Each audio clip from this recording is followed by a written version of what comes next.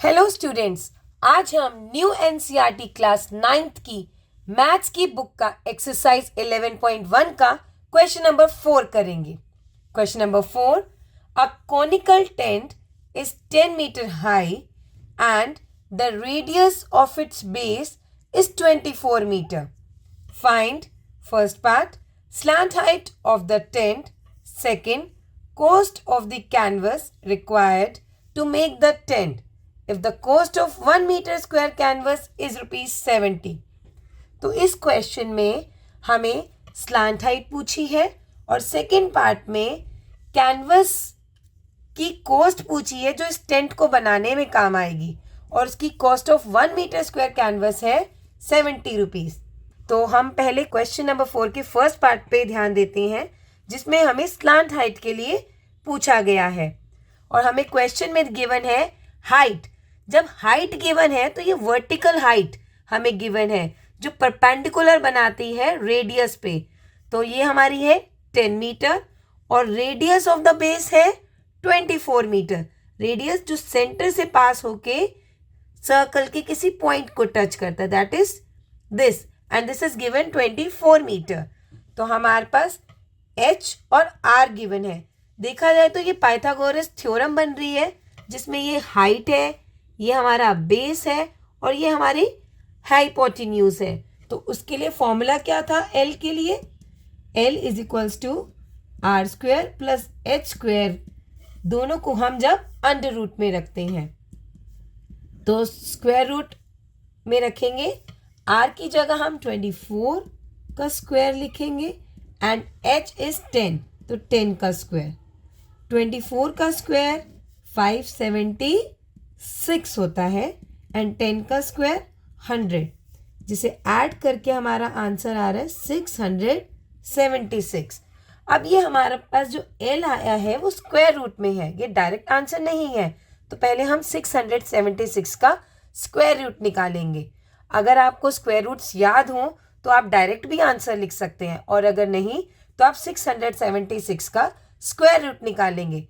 मैं आपको एक बार फिर से बता देती हूँ कि हम स्क्वायर रूट कैसे निकालते हैं। इसके दो तरीके हैं, एक डिवीजन मेथड और दूसरा हम प्राइम फैक्टर से भी कर सकते हैं। प्राइम फैक्टर थोड़ा सा लंबा हो जाता है और डिवीजन मेथड में हम इजीली निकाल लेते हैं, तो हम इसी मेथड से करेंगे। इसमें आपको सेट बनाने होते हैं दो दो के, तो हम पीछे से शुरू करते हैं। पहले 76 का सेट बना और 6 अकेला रह गया तो वो अकेला बन जाएगा। अब आपको इस तरह का नंबर सोचना है जो स्क्वायर हो अपना ही। तो 1 इंटू 1 1 होता है, 2 इंटू 2 4 होता है, 3 इंटू 3 9। तो हमारा आंसर हमें यूज़ करना है 2 इंटू 2 4, क्योंकि 9 बड़ा हो जाएगा। तो हम यहाँ 2 इंटू 2 4 करेंगे। अब आप माइनस कीजिए, 6 में से 4 गए 2। अब आप पूरा सेट उतारेंगे, ये आ गया हमारे पास 76। अब इसी नंबर में हम इस 2 को वापस ऐड कर देंगे, तो 2 + 2 हो गया 4। अब आपको एक ऐसा नंबर देखना है जिसका स्क्वायर करने पर हमारे पास वंस डिजिट में 6 आए। तो 4 के आगे हम ऐसा कौन सा नंबर लगाएं और उसी से मल्टीप्लाई करें कि हमारे पास 6 आ जाए। तो हम 6 से ट्राई करते क्योंकि 6 6 36 होता है और यहाँ पे वंस डिजिट 6 आएगी। तो हम इसे 6 से मल्टीप्लाई करके देखते हैं कि हमारा ये सेटिस्फाई हो रहा है या नहीं। 6 6 36, 3 कैरी, 6 4 24 एंड 3 27, तो 276 आ गया। यस, तो हम यहाँ लिख देंगे 6, यहाँ भी 6, तो 276 माइनस करने पर 0। तो स्क्वायर रूट ऑफ 676 इज 26 और इसकी यूनिट किस में चल रही है? मीटर में। तो हमारा L जो आ गया, स्लांट हाइट आ गया 26 मीटर। तो slant height of the tent is 26 metre. ये तो रही फर्स्ट पार्ट की बात। अब हम इस क्वेश्चन के सेकेंड पार्ट पर आते हैं। इसमें ना आपसे पूछा गया है कि टेंट को बनाने के लिए जो कपड़ा चाहिए वो उस कपड़े की कॉस्ट क्या है, जबकि 1 मीटर स्क्वायर वो जो कपड़ा है वो ₹70 का है। तो टेंट बनाने के लिए तो कपड़ा ही चाहिए होगा और कपड़ा कहाँ लगेगा, आप देखेंगे इसके साइड में इस तरह से, नीचे तो नहीं लगेगा, नीचे ज़मीन होती है। तो इसके लिए हमें क्या निकालना पड़ेगा, curve surface area of a cone. In questions में आपको खुद ही सोचना होगा कि हमें कर्व सरफेस एरिया निकालना है या टोटल सरफेस एरिया या फिर वॉल्यूम।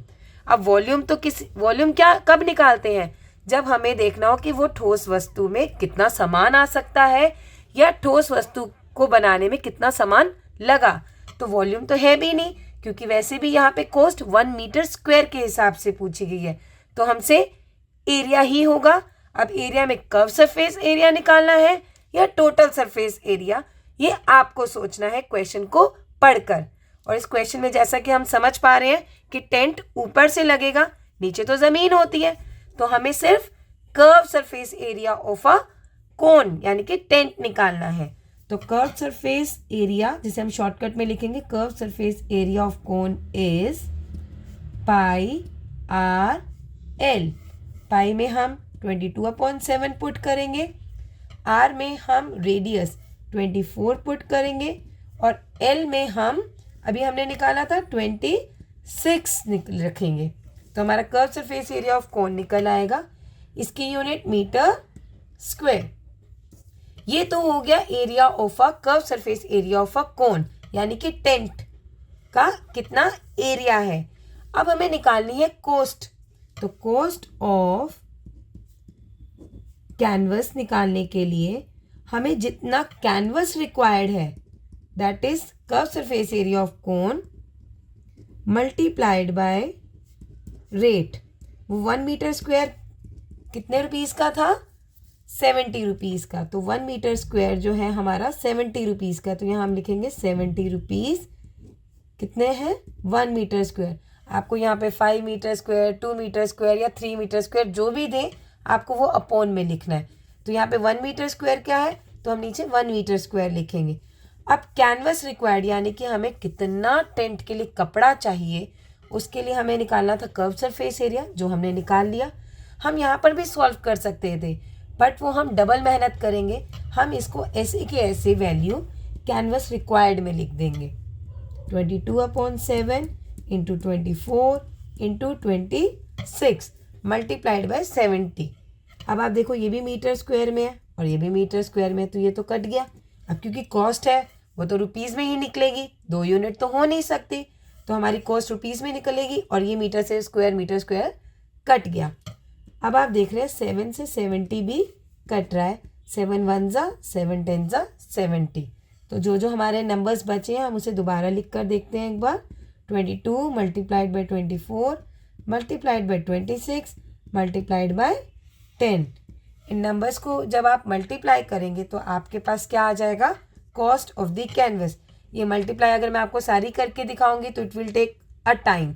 तो हम क्या करेंगे, 22 इंटू 24 जो होता है हमारा आंसर होता है 528 और फिर 528 को आप 26 से मल्टीप्लाई कर दीजिए, जिसमें आएगा 13728 आपका आंसर।